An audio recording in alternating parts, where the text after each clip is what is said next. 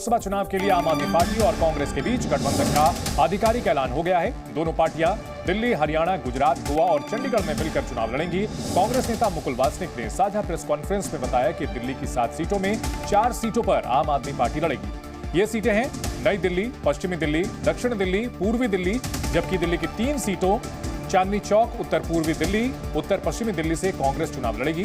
हरियाणा में आम आदमी पार्टी कुरुक्षेत्र सीट से चुनाव लड़ेगी। बाकी 9 सीटों पर कांग्रेस उम्मीदवार उतारेगी। गुजरात की 2 सीट भरूच और भावनगर से आम आदमी पार्टी चुनाव लड़ेगी। बाकी की 24 सीटों पर कांग्रेस चुनाव लड़ेगी। बाकी की 26 सीटों पर कांग्रेस चुनाव लड़ेगी। गोवा की दोनों ही सीट पर कांग्रेस चुनाव लड़ेगी। चंडीगढ़ में भी कांग्रेस का ही उम्मीदवार होगा। इस वक्त की बड़ी खबर, कांग्रेस और आम आदमी पार्टी के बीच सीट बंटवारे पर फैसला हो चुका है। तो ये आंकड़े हम आपको दिखा रहे हैं। दिल्ली में 4-3 का फॉर्मूला हुआ है। 3 सीटों पर कांग्रेस लड़ेगी, आम आदमी पार्टी 4 पर लड़ेगी। गुजरात की 26 में से 24 सीटों पर कांग्रेस लड़ेगी और 2 सीटों पर आम आदमी पार्टी लड़ेगी। तो दिल्ली और गुजरात का यह फॉर्मूला होगा। वहीं चंडीगढ़ सीट पर कांग्रेस का उम्मीदवार होगा। गोवा की दोनों सीटों पर कांग्रेस ही लड़ेगी। हरियाणा में 1 सीट कुरुक्षेत्र की आम आदमी पार्टी को मिल रही है 10 में से। कांग्रेस 9 सीटों पर उम्मीदवार उतारेगी। गोवा में 2 पर कांग्रेस लड़ेगी। चंडीगढ़ में भी कांग्रेस का ही उम्मीदवार इकलौती सीट पर होगा।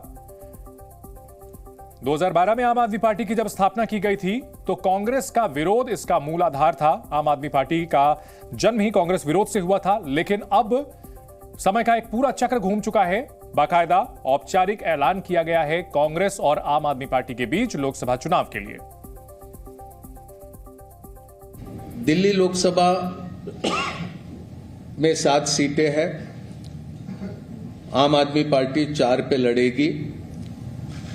वो 4 सीटें नई दिल्ली, वेस्ट दिल्ली, साउथ दिल्ली और ईस्ट दिल्ली।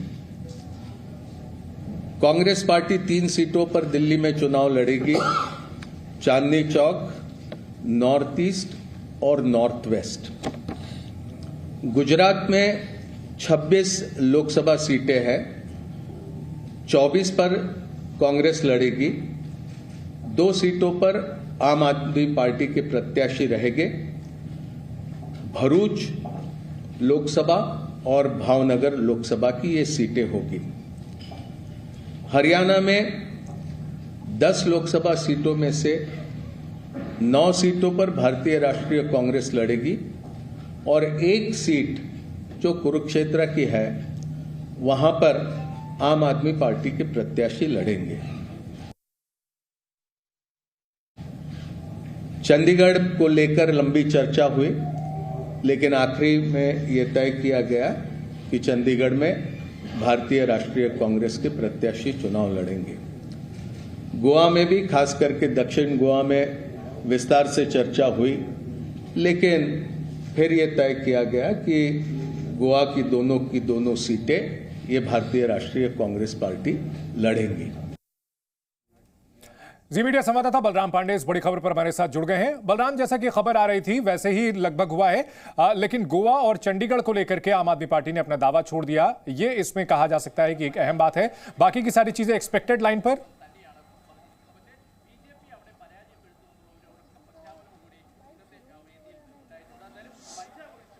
बलराम, हमें आप सुन पा रहे हैं?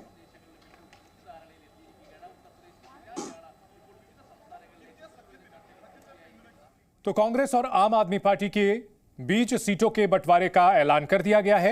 आम आदमी पार्टी और कांग्रेस साथ साथ है और जी न्यूज ने आपको जो खबर दिखाई थी उस पर मोहर लग गई। गठबंधन का आधिकारिक ऐलान कर दिया गया। जी न्यूज की तरफ से हम लगातार बता रहे थे आपको कि आम आदमी पार्टी 4 सीटों पर और कांग्रेस दिल्ली की 3 सीटों पर लड़ेगी। यही हुआ है।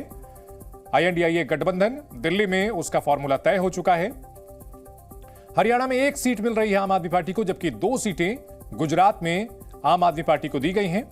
गोवा में कोई सीट नहीं मिली है, जबकि चंडीगढ़ में भी आम आदमी पार्टी को कोई सीट नहीं मिली है। वहां पर कांग्रेस का ही उम्मीदवार उतरेगा। तो यह है वो फॉर्मूला जिसके तहत लोकसभा चुनाव में आम आदमी पार्टी और कांग्रेस साथ उतर रहे हैं। दिल्ली में 7 सीटों में से कांग्रेस 3 और आम आदमी पार्टी 4 पर लड़ेगी। गुजरात में 26 सीटों में से 24 पर कांग्रेस लड़ेगी, जबकि 2 भरूच और भावनगर की सीटों पर आम आदमी पार्टी का उम्मीदवार उतरेगा। बलराम पांडे हमारे साथ जुड़ चुके हैं। बलराम, जी न्यूज की खबर पर मुहर लग गई है, जिस तरह से सीटों का बंटवारा हो चुका है। बिल्कुल, देखिए, जी न्यूज की खबर पर मोहर लगी है और जिस तरीके से हमने बताया था कि किन किन सीटों पर सहमति बनी है और किस तरीके से सीटों का बंटवारा हो रहा है, उस खबर पर आज खुद आम आदमी पार्टी और कांग्रेस ने मोहर लगाई है। क्योंकि हमने पहले ही कहा था कि जिस फार्मूले के तहत समझौता हुआ है, उस फार्मूले को हमने पहले ही दिखाया था कि दिल्ली में 4-3 के फार्मूले पर सहमति बनी है। गोवा की दोनों सीटों पर कांग्रेस लड़ेगी, जबकि आम आदमी पार्टी ने अपना जो प्रत्याशी घोषित किया था उसे वापस ले लिया है। और हमने बताया था कि गुजरात की 2 सीटों पर आम आदमी पार्टी चुनाव लड़ेगी और हरियाणा की 1 सीट पर चुनाव लड़ेगी। चंडीगढ़ में कांग्रेस चुनाव लड़ेगी, जबकि आम आदमी पार्टी ने दावा ठोका था। तो उस खबर पर मोहर लगी है और 5 राज्यों को लेकर के ये पिछले कई दिनों से बैठक चल रही थी।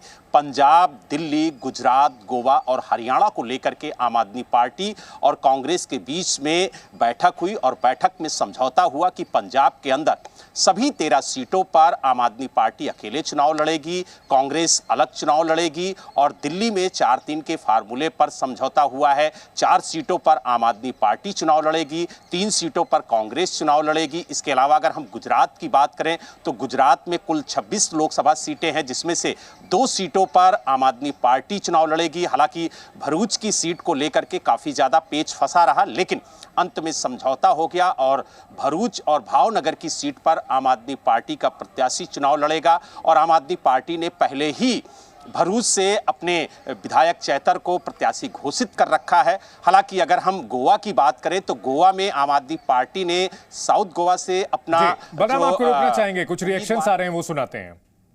पार्टी शुरू से ये स्पष्ट करती आई है कि हम इंडिया गठबंधन का हिस्सा हैं और हम साथ में ही चुनाव लड़ेंगे।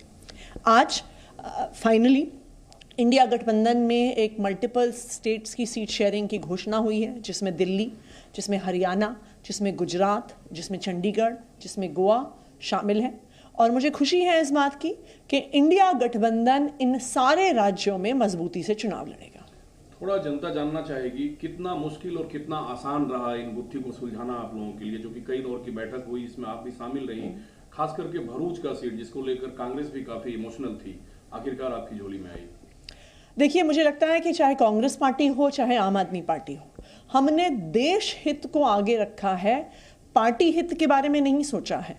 और देश हित को आगे रखते हुए दोनों ही पार्टियां, चाहे कांग्रेस पार्टी हो चाहे आम आदमी पार्टी हो, इस बात के प्रति प्रतिबद्ध थी कि इस अलायंस को हम सफल करवाएंगे।